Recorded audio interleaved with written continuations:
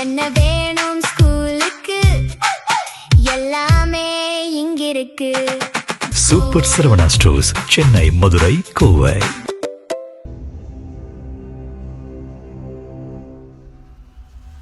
தமிழ்நாடு முதல்வர் விஜய் அவர்கள் உடனடியாக இந்த கேள்விக்கு பதிலளிச்சு ஆகணும் அப்படின்ற மாதிரியான ஒரு நெருக்கடி ஒன்று ஏற்பட்டிருக்கு. ஹைகோர்ட்லேருந்து ஒரு அப்டேட் வந்திருக்கு.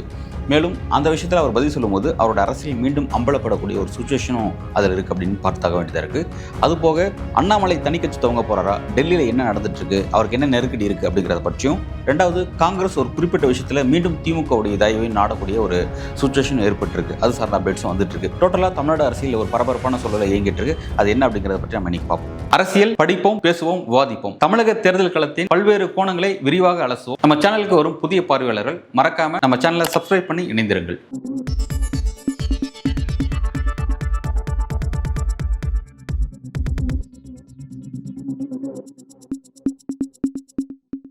முந்தைய திமுக அரசு திருப்பரங்குன்ற விஷயத்தில், அதாவது பாரம்பரியமாக விளக்கேற்றப்படக்கூடிய இடத்துல அந்த தீபத்தூண் விளக்கேற்றப்படும், அதை தாண்டி புதிதாக ஒரு தீபத்தூண் ஒரு விஷயத்தை கொண்டு வந்து குறிப்பிட்டு அங்கே விளக்கேற்றணும் அப்படின்ற ஒரு வழக்கை வலதுசாரி கட்சியான RSS உடைய கட்சியான இந்து தமிழர் கட்சியினுடைய தலைமை பொறுப்பில் இருக்கக்கூடிய திரு ரவிக்குமார் ராம ரவிக்குமார் ஒரு வழக்கு ஒன்று தொடுத்தார். ஹைகோர்ட்டில் பார்த்தோம்.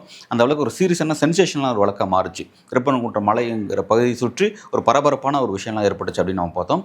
அந்த விஷயத்தில் கடந்த காலத்தில் முந்தைய திமுக அரசு என்ன விதமான நிலைப்பாடு எடுத்தாங்க அப்படிங்கிறது நமக்கு நல்லா தெரிஞ்ச விஷயம்.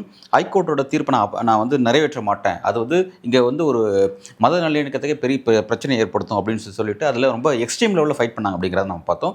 ஸோ இப்போ ஆட்சி மாற்றம் நிகழ்ந்திருக்கு. ஸோ அப்போ மீண்டும் இதே வழக்கை அதே ரவிக்குமார் அவர்கள் வழக்கை தாக்கல் பண்ணியிருக்கிறாரு.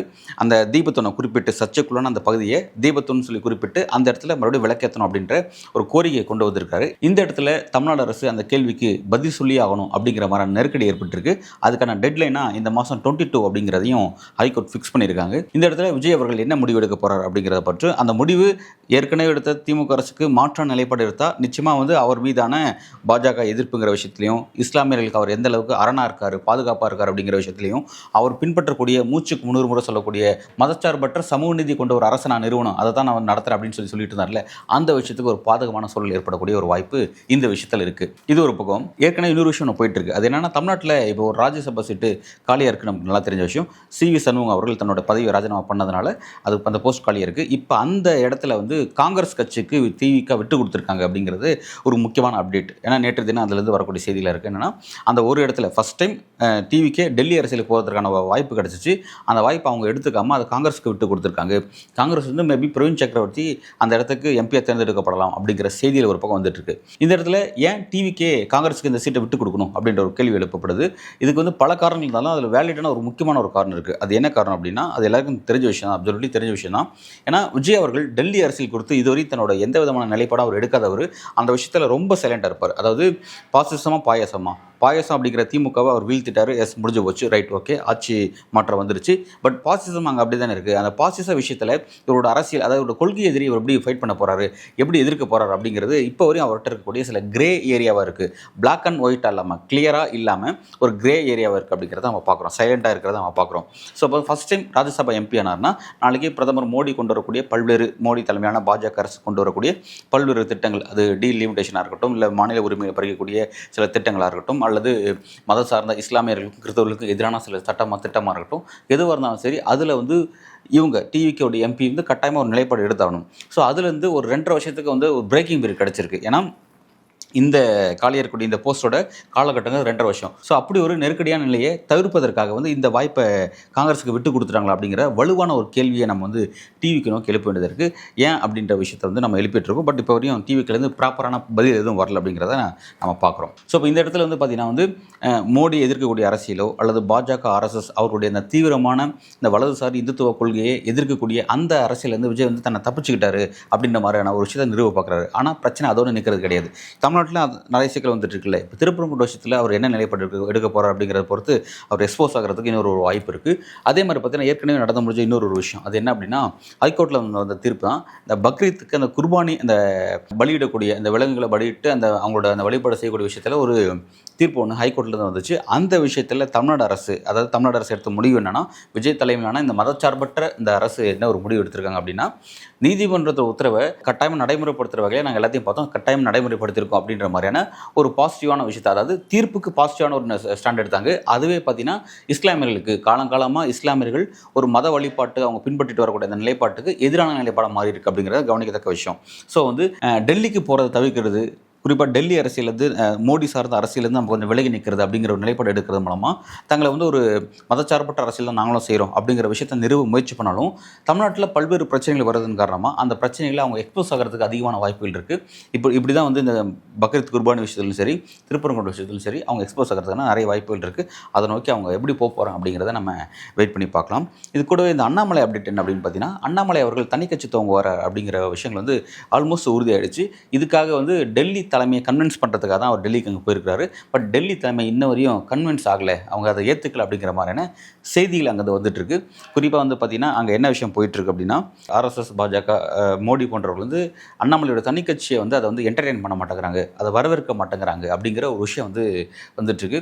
அதை கன்வின்ஸ் பண்ணுறதுக்கு அவர் சில முக்கியமான வேலிடான பாயிண்ட் அங்கே வைப்பார். அது என்ன பாயிண்ட் அப்படிங்கிறது கவனிக்கத்தக்க விஷயம். அது ரொம்ப முக்கியமான விஷயம் கூட. அது என்ன அப்படின்னா, நான் தனிக்கட்சி துவங்குறது மூலமாக தமிழ்நாட்டில் தேசிய கட்சிக்கான ஸ்பேஸ் இல்லை, தமிழ்நாட்டில் எப்போ ஒரு அரசியல் மாற்றம் நிகழ்ந்தாலும் அது மாநில கட்சியின் மூலமாக தான் நிகழ வாய்ப்பு இருக்குது தவிர தேசிய கட்சியின் மூலமாக நிகழ வாய்ப்பு இல்லை. அதை வந்து காங்கிரஸும் பாஜகவோட எக்ஸாம்பிள் வச்சு அவர் அங்கே எக்ஸ்பிளைன் பண்ணியிருப்பார். ஸோ அப்படி இருக்கும்போது நான் ஒரு மாநில கட்சி அரசியலை நான் செய்ய போகிறேன், தேசிய கட்சி உங்களோட அரசியல் நிலைப்பாட்டுக்கு நான் முற்றிலும் மாறான மாநில நலனை பிரதிபலிக்கிற மாதிரியான சில கொள்கையை வகுத்து அதன் அடிப்படையில் நான் அரசியலை முன்னெடுக்க போகிறேன். ஆனால் இதை செய்கிறது மூலமாக எங்களுக்கு என்ன கெயின் அவங்க கேட்கும்போது, இதை நான் செஞ்சு உங்களுக்கு வேணுங்கிற ஃபேவரை செஞ்சு கொடுக்க போகிறேன் அப்படிங்கிற விஷயம் தான் அவர் சொல்லி ஆகணும். ஏன் அப்படின்னா அடிப்படையில் அவர் வந்து தமிழ்நாட்டு பாஜகவுடைய முன்னாள் மாநில தலைவராக இருந்தவர். ஸோ அப்படி இருக்கும் பொழுது அவர் மாநில தலைவராக இருந்த காலகட்டத்தில் அவர் எந்த அளவுக்கு பணம் ஈட்டியிருப்பார், அவர் எவ்வளோ பணம் சம்பாதிச்சார் அப்படிங்கிறது எல்லாமே முழுக்க முழுக்க பாஜக அப்படிங்கிற அந்த பேனரின் மூலமாக தான் வந்து ஒரு அரசியல் செல்வாக்கு செலுத்தி அதன் காரணமாக தான் வந்து அவர் பல்வேறு வகையில் பணத்தை ஈட்டியிருப்பார். ஏன் பணத்தை ஈட்டியிருப்பார் அப்படின்னு சொல்கிறேன்னா, கட்சி நடத்துறதுங்கிறது சாதாரண விஷயம் கிடையாது. பணம் இல்லாமல் கட்சி நடத்த முடியாது அப்படிங்கிறது நமக்கு நல்லா தெரிஞ்ச விஷயம். ஒரு விவசாய மகனாவோ ஆடு மாடை மேய்ச்சிட்டுலாம் ஒரு கட்சி நடத்தி அவர் இந்த அரசியல் மட்டத்தில் ஏற்படுத்த முடியாது. பெரிய அளவில் ஃபண்டு தேவைப்படுது. ஸோ அப்போ அப்படி இருக்கும்போது பாஜகவுடைய இந்த பேனர்லேருந்து அவர் தனக்கு வேணுங்கிற பணத்தை அன்றைக்கி ஈட்டியிருக்காரு. ஸோ இப்போ வந்து என்ன பண்ணுறாரு அப்படின்னா, பாஜக பேனர் விட்டு வெளியே போயிட்டு ஒரு அரசியல் செஞ்சு அதன் காரணமாக ஒரு மாற்றத்தை நிகழ்த்தி அந்த மாற்றத்தை உங்களுக்கு சாதகமாக செஞ்சு கொடுக்குறேன் அப்படிங்கிற ஒரு விஷயத்தை அங்கே நிறுவார். ஏன் அப்படி அவர் அதை சொல்லுவார் அப்படின்னு பார்த்தீங்கன்னா, இப்போ தமிழ்நாட்டில் யாருமே எதிர்பார்க்காத வகையில் விஜய் அவர்கள் கட்சி ஆரம்பித்து 2 வருஷத்தில் ஒரு அரசியல் மாற்றத்தை நிகழ்த்தினார். எல்லாருமே என்ன பண்ணுறாங்கன்னா, விஜயோட அரசியல் வந்து அவர்னா 2 விஷயத்தில் மாற்றம் நம்ம பார்க்குறாங்க. விஜயோட இன்வெஸ்ட்மெண்ட் இப்போ கிடையாது, அவர் 30-35 வருஷமாக சினிமாவில் அவர் உழைச்ச உழைப்பு தான் அவருக்கு அரசியல் இன்வெஸ்ட்மெண்ட் அப்படிங்கிறது முக்கியமான விஷயம். ஆனால் இங்கே அண்ணாமலை எப்படி கன்வின்ஸ் பண்ணியிருப்பார் அப்படின்னா, எல்லாருமே யங்ஸ்டர்ஸ் வந்து ஒரு புதிய மாற்றத்தை நோக்கி போகிறாங்க, பழைய திராவிட சித்தாந்தத்தை யாருமே அதை தூக்கி பிடிக்கல, அதை பற்றி யாருமே கவலைப்படல, இப்போ புதிய மாற்றத்தை நோக்கி தான் வராங்க. அப்படி இருக்கும்போது என்னென்னா, நாளைக்கு விஜய் அரசு அன்பாப்புலர் ஆகும், ஒரு கொஞ்ச நாள் அன்பாப்புலர் ஆகும். அன்பாப்புலர் ஆனால் அந்த இடத்துல மீண்டும் டிஎம்கே தான் அது இட்டு நிரப்பும். அப்படி டிஎம்கே இட்டு நிரப்பக்கூடாது, அதை தடுக்கிற விதமாக தான் நான் உள்ளே போகிறேன், அந்த ஆன்டி இன்கம்பன்ஸை நான் வந்து அறுவடை பண்ண போகிறேன் அப்படின்ற விஷயத்தை வந்து அவர் அங்கே வந்து தெரியப்படுத்தியிருக்கலாம். ஸோ இது ஒரு முக்கியமான வேல்டான பாயிண்ட்டு. இதை தாண்டி இன்னொரு முக்கியமான விஷயம், ஆர்எஸ்எஸ்க்கே பிடிச்ச வகையில் அவர் எப்படி ஒரு விஷயத்தை கன்வின்ஸ் பண்ணியிருப்பார். அது என்ன அப்படின்னா, அதாவது விஜய் வந்து ஆல்மோஸ்ட் வந்து ஒரு கிறித்துவராக இருக்கார். ஸோ கிறித்துவராக இருக்கும்போது கிறித்துவராக மட்டும் இல்லாமல் அவரோட கேபினெட்டில் நிறைய கிறித்துவர்கள் இருக்காங்க, நிறைய தலித் சமூகத்தை சேர்ந்த மினிஸ்டர்ஸும் இருக்காங்க. ஸோ வந்து விஜய் அவர்கள் வந்து கிறித்துவ வாக்கள், மைனாரிட்டிஸ் வாக்கும் தலித் வாக்குகளும் அவர் கம்ப்ளீட்டாக வந்து கன்சல்டேட் பண்ணி வச்சிருக்காரு. ஸோ அப்போ அதுக்கு வெளியே இருக்கக்கூடிய இந்துக்கள், பெரும்பான்மையான இந்த இடைநிலை சாதி இந்துக்கள் இருக்காங்க, அவருடைய வாக்குகளை வந்து நம்ம கைப்பற்ற வேண்டியது இருக்குது. அப்படி இருக்கும்போது வந்து அதுக்கு வந்து அந்த ஒரு பாலிடிக்ஸ் செய்ய வேண்டிய விஷயத்துக்கு நான் வந்து அதை இனிஷியேட் பண்ண போகிறேன் அப்படின்ற ஒரு விஷயத்தை, அதாவது மத ரீதியான அரசியல் 2 பிரிவாக விஜய் வந்து இந்த அரசியல், நான் இந்த அரசியல், இந்த எக்ஸ்ட்ரீம் அப்படிங்கிற மாதிரியான இந்த அரசியல் நான் வந்து முன்னெடுக்க போகிறேன், இதுக்கான ஸ்பேஸ் தமிழ்நாட்டில் இருக்குது அப்படிங்கிற விஷயத்தையும் அவரெல்லாம் சொல்லி கன்வின்ஸ் பண்ண வாய்ப்பு இருக்குது. ஸோ வந்து இப்போ என்னன்னா, இந்த 2 விஷயத்தை சொல்லி தான் அவர் அங்கே கன்வின்ஸ் பண்ண முடியும். ஆனால் ஏன் வந்து அவருக்கு க்ரீன் சிக்னல் இன்னும் இப்போ வந்து பாஜக கிட்ட இருந்தும் குறிப்பாக வந்து ஆர்எஸ் கிட்ட இருந்தும் ஏன் கிடைக்கல அப்படிங்கிற விஷயம் வந்து தெரியல. அவங்க என்ன சொல்கிறாங்க அப்படின்னா, அங்கேருந்து வரக்கூடிய செய்திகள் என்னவாக இருக்குது அப்படின்னா, அண்ணாமலை பொறுத்த வரைக்கும் அவர் வந்து திரும்ப நீங்கள் பாஜக தலைவரை கண்டினியூ பண்ணுங்கள், அந்த ஸ்பேஸ் நான் உங்களுக்கு கொடுத்துட்றோம். நயினா நாகேந்திரன் என்ன பண்ண போகிறோம்னா, இப்போ கேபினெட் மாற்ற போகிறாங்க, சென்ட்ரலில் வந்து சென்ட்ரலோட அமைச்சரவை வந்து மாற்றப்பட போது அதில் வந்து நயினார் அகாமடேட் பண்ணலாம், எல்முருகன் வேணால் அந்த ஸ்பேஸை குறைச்சிட்டு அந்த இடத்துல நயினார் அகாமடேட் பண்ணலாம் அப்படின்னு வர செய்திகள் போயிட்டுருக்கு. ஸோ வந்து அப்படி ஒரு விஷயத்தை எடுக்க போகிறாங்களா, அதுக்கு அண்ணாமலை வந்து கன்வின்ஸ் ஆக போகிறாரா, இல்லை அவர் என்ன முடிவு எடுக்க போகிறார் அப்படிங்கிறது தெரியல. அது வரும் நாட்டில் வெயிட் பண்ணி பார்க்கணும். இதெல்லாம் ஒரு பக்கம் போயிட்டு இருந்தாலும் இன்னொரு அப்டேட் இருக்குது. அது என்ன அப்படின்னா, குறிப்பாக வந்து தமிழ்நாட்டில் ஒரு ஆட்சி மாற்றம் ஏற்பட்ட உடனே எப்படா இந்த வாய்ப்பு நடக்கும்னு சொல்லி காத்துட்டு இருந்த மாதிரி காங்கிரஸ் வந்து டக்குன்னு திமுக கூட்டணியை உடச்சிட்டு நேராக போயிட்டு அங்கே போய் இணைஞ்சாங்க அப்படிங்கிறத பார்த்தோம். டிவிக்கில் போய் இணைஞ்சு அமைச்சர்கள்லாம் இடம் வாங்கினா நம்ம பார்த்தோம். இடம் வாங்கிட்டு வந்து அவங்களோட அரசியல் கம்ப்ளீட்டாக திமுகக்கு எதிரான விஷயம் மாறிடுச்சு. ஏன் அப்படின்னா, திமுகவும் அதிமுகவும் ஆட்சி அமைக்க விரும்பினாங்க. அதுக்கு பின்னாடி ஆர்எஸ்எஸ் பாஜக இருக்குது அப்படின்ற ஒரு காட்டமான விமர்சனத்தை திமுக மீது அவங்க முன் வச்சாங்க அப்படின்லாம் பார்த்தோம். ஸோ இந்த அளவுக்கு திமுக எதிர்த்து அரசியலை காங்கிரஸ் செய்கிறாங்க, சைலண்டாக செஞ்சுட்டு இருக்காங்க அப்படிங்கிறத பார்க்குறோம். அப்படியே இருந்தால் கூட சென்ட்ரலில், ஏன்னா காங்கிரஸுங்கிறது தேசிய கட்சி இல்லையா, சென்ட்ரலில் காங்கிரஸ் செய்யக்கூடிய அரசியலுக்கு அவங்களுக்கு பக்கபலமாக இப்போதைக்கு விஜயும் டிவிக்கும் இல்லை அப்படிங்கிறதான் யதார்த்தமான ஒரு உண்மையாக இருக்குது அப்படிங்கிறது பார்க்க வேண்டியதாக இருக்குது. ஏன் அப்படின்னா இந்திய கூட்டணியில் டிவிக்கு இருக்கான்னு கேட்டால் அதை பற்றி நாங்கள் இன்னும் பேசவே இல்லை, அதெல்லாம் சில கருத்தில் தான் டிஸ்கஷன் இருக்குது, அதெல்லாம் லேட்டராக தான் நாங்கள் முடிவு பண்ண போகிறோம் அப்படின்னு சொல்லிட்டாங்க. அப்போ இந்திய கூட்டணியில் திமுக இருக்குன்னு நாங்கள் விருப்பப்போம் அப்படிங்கிறத நேற்று தினமே காங்கிரஸ் கட்சியினுடைய தமிழ்நாடு பொறுப்பாளராக இருந்த கிறிஸ் ஓடங்கர் அவர்கள் அதை வலியுறுத்துறாரு. அப்போ இப்போ வரையும் பார்த்தீங்கன்னா தேசிய அரசியலை மோடி எதிர்த்து பாஜக எதிர்த்து செய்ய வேண்டிய அரசியலுக்கு அவங்க திமுக உதவி தான் நாடிட்டு இருக்காங்க. திமுக கிட்ட இருக்கக்கூடிய அந்த 22 எம்பிக்கள், ராஜ்யசபாவோட எம்பிக்கள், அந்த சப்போர்ட் அப்படியே கம்ப்ளீட்டாக நாங்கள் வச்சுக்கணும் அப்படிங்கிறத அவங்க ஆசைப்படுறாங்க. இந்த இடத்துல டிஎம்கே என்ன முடிவு எடுக்க போகிறாங்க அப்படிங்கிறது தெரியல.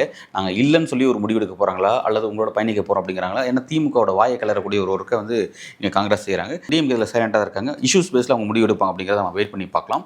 ஸோ இப்போ இந்த இடத்துல பொறுத்த வரைக்கும் என்னன்னா, விஜய் நோக்கி போனவங்க, விஜய் தான் மதசார்பற்ற அரசியல் செய்கிறாருன்னு சொல்லி அதை நோக்கி நீங்கள் போனவங்க அப்படியே போயிருக்கணும். எப்படி திமுக ஆட்சி அமைக்கிறதுக்கு பின்னாடி ஆர்எஸ்எஸ் பாஜக இருக்குது அப்படின்ற ஒரு கருத்தில் நீங்கள் சொல்கிறீங்களோ, அப்படி இருக்கும்போது இப்போ எதுக்கு இந்த திமுகவோட தயவை நீங்கள் அந்த பாஜக எதிர்க்கிறதுக்கே நீங்கள் பயன்படுத்த போகிறீங்க, அதையே ஏன் எதிர்பார்க்குறீங்க அப்படின்ற ஒரு கேள்வியை காங்கிரஸ் நோக்கி எழுப்ப வேண்டியதாக இருக்குது. ஸோ இதுக்கெல்லாம் திமுக எப்படி பதிலளிக்க போகிறாங்க அப்படின்னு பார்க்க வேண்டியதாக இருக்குது. இதெல்லாம் தாண்டி நம்மளுடைய முதல்வர் விஜய் அவர்களுடைய இந்த டிவிக்கு அரசாங்கத்தினால நடக்கக்கூடிய சில சட்ட ஒழுங்கு பிரச்சனைகள், பெண்களுக்கு எதிரான ரொம்ப சீரியஸான சில அலிகேஷன்ஸு, பெண் குழந்தைகளுக்கு எதிரான சில சீரியஸான குற்றச்சாட்டுகள், டாஸ்மாக் போன்ற பிரச்சனைகள் இருக்கக்கூடிய சில குற்றச்சாட்டுகள், இந்த மாதிரியான பிரச்சனை இன்னும் ஒரு அடுத்த கட்டத்துக்கு போகக்கூடிய ஒரு சுச்சுவேஷனை பார்க்குறோம். ரொம்ப முக்கியமான பிரச்சனைகள். இந்த மாதிரியான பிரச்சனையை பற்றி நம்ம முதல்வர் ஆக்கப்பூர்வம் பேசுவார்னு பார்த்தா திருச்சி கூட்டத்தில் பார்த்தீங்கன்னா இன்னும் பழைய நான் சிஎம் ஆனது அப்படிங்கிறத அவர் மறந்துட்டு இன்னும் தாவேக்க தலைவர் அப்படின்ற மாதிரி பார்த்தீங்கன்னா ஒரு மாதிரியான ஒரு முகம் சுளிக்கும் வகையில் சில இடத்துல அவர் பேசினார் அப்படின்னு பார்த்தோம். சில இடத்துல கொஞ்சம் பேசினார், சில இடத்துல கொஞ்சம் முகம் சுளிக்கிற வகையில் ஒரு மாதிரியான அவரோட பாடி லாங்குவேஜில் இருந்து எல்லாமே பார்த்தீங்கன்னா ஒரு முதல்வருக்கே உண்டான அந்த ஸ்டைல் அது இல்லாமல் இருந்துச்சு அப்படிங்கிறத நம்ம பார்த்தோம். சரி, ஓகே, அவர் ஒரு மாதிரி செயல்பட்டு போயிட்டார், ஓகே. ஆனால் அவருக்கு ரியாக்ஷனாக டிஎம்கே ரொம்ப வேகமாக நல்லா அடித்தாங்க. கரெக்டாக பாயிண்ட் அவுட் பண்ணி திமுகவுடைய ஆர்எஸை ஒரு ப்ரெஸ் அட்ரஸ் பண்ணி ரொம்ப கிளியராக என்னென்ன விஷயத்தை பின் பாயிண்ட் பண்ணி அடித்து ரொம்ப கவுண்டர் கொடுத்தாங்க. ஆனால் நமக்கு கவனிக்க வேண்டிய விஷயம் என்னன்னா, இதுவோ சரி, இதுக்கு முன்பு திமுகவோட அட்டாக்கையான எழிலன், திமுகவோட முன்னாள் எம்எல்ஏ மருத்துவர் எழிலன் மூலமாகவும் ஒரு அட்டாக் விஜய் அவர்களுக்கு கொடுத்தாங்கிறத நம்ம பார்த்தோம். சரி, இப்போ இதெல்லாமே ஒரு பக்கம் இருந்தால் கூட கவனிக்க வேண்டிய விஷயம் என்னன்னா, விஜய் அப்படிங்கிறவர் அவர் தான் முதல்வர், ஓகே. இப்போ அப்படி இருக்கும்போது அவருக்கு எதிராக நீங்கள் யாரை நிறுவுறீங்க அப்படிங்கிறதான் கேள்வி. டிஎம்கே ஏன் அங்கே தவறு செய்கிறாங்க? விஜய் பேசினா விஜய்க்கான கவுண்டர் அட்டாக்கு ஸ்டாலின் பேசணும், அல்லது எதிர்க்கட்சி தலைவராக இருக்கக்கூடிய உதயநிதி ஸ்டாலின் அவர்கள் பேசணும். இதுதான் அந்த அரசியலை சரியாக இருதுருவ அரசியலை கரெக்டாக ஃபிக்ஸ் பண்ணுறதுக்கு சரியாக இருக்கும். இதை விட்டுட்டு இவங்க ஏன் கட்சியினுடைய 2ஆம் கேடர் 3ஆம் கேடர் தலைவர்கள் வச்சு அதுக்கான பதில் கொடுக்குறாங்க அப்படிங்கிறது இன்னும் தெரியல. கடந்த காலத்தில் விஜய் அவர்கள் அண்டர் எஸ்டிமேட் பண்ணாங்க, விஜய் பற்றியே பேச தவிர்த்தாங்க. ஸோ அதன் காரணமாக தான் இன்றைக்கி அவங்க விஜய் கிட்ட தங்களுடைய முதல்வர் நாற்காலியை இழக்கக்கூடிய இடத்துக்கு அவங்க நகர்த்துட்டாங்க அப்படிங்கிறத பார்க்குறோம். ஸோ இப்போ எழுதுறதுக்கு பிறகாவது கூட இப்போ கூட விஜய் எதிர்த்து அரசியல் செய்யக்கூடிய இடத்த ஒன்று அந்த ஸ்பேஸை ஸ்டாலின் கொடுத்து அரசியல் செய்யணும், அல்லது உதயநிதி ஸ்டாலின் கொடுத்து அரசியல் செய்யணும். அந்த ஸ்பேஸை ஏன் அவங்க இழக்கிறாங்க அப்படிங்கிறது தவறான முடிவாக இருக்கும் போது ஏன் இன்னொரு செய்தி அங்கேருந்து வந்துட்டுருக்கு. அது என்ன அப்படின்னா, விஜய் ஸ்டைலே உதயநிதி ஸ்டாலின் அரசியல் செய்ய போகிறாரு. வாரத்துக்கு ஒரு முறை ஒரு நிகழ்ச்சி, அதே மாதிரி சின்ன சின்ன அறிக்கையில் மட்டும் விட்டுட்டு அவர் அப்படியே போகிறார் அப்படின்ற மாதிரியான செய்தியெல்லாம் வருது. திமுக அப்படி ஒரு அரசியல் செஞ்சால் லிட்டரலாக அது சூசைட் தான். ஏன்னா எதிர்க்கட்சி அரசியல் அப்படிங்கிற இடத்துல தான் டிஎம்கே 100-200% சூப்பர் ஃபங்க்ஷன் பண்ணும். அப்படிப்பட்ட ஒரு பார்ட்டி தான் டிஎம்கே. இந்த மாதிரி டிஎம்கே தான் கடந்த காலத்தில் எதிர்க்கட்சி இருக்கும்போது நம்ம பார்த்துருக்கோம். ஆனால் இப்போ அவங்க அரசியலை விஜய் அரசியலுக்கு ஏற்ற மாதிரி மாற்றக்கூடாது. ஏற்கனவே விஜய் மாதிரி தான் தாங்க ட்ரை பண்ணுறோம் அப்படின்னு சொல்லிட்டு ஜென்சி மீட்டிங்லாம் செஞ்சு ரொம்ப ஃபன்னாக போச்சு. சம்மந்தம் இல்லாமல் அந்த மீட்டிங்லாம் பண்ணாங்க. விஜய் அவர்களுக்கு அது பொருந்தும். இவங்க அதை தப்பாக ப்ரெடிக்ட் பண்ணுறாங்க. விஜய் அவங்க ரொம்ப அண்டர் எஸ்டிமேட் பண்ணி அந்த அரசியலை புரிஞ்சுக்கிட்டாங்க. ஜென்சி மீட்டிங் இவங்களுக்கு பொருந்தாது. இவங்களோட அரசியலே வேறு. திமுக பண்ண ஒரு முக்கியமான தப்பு இதுதான்.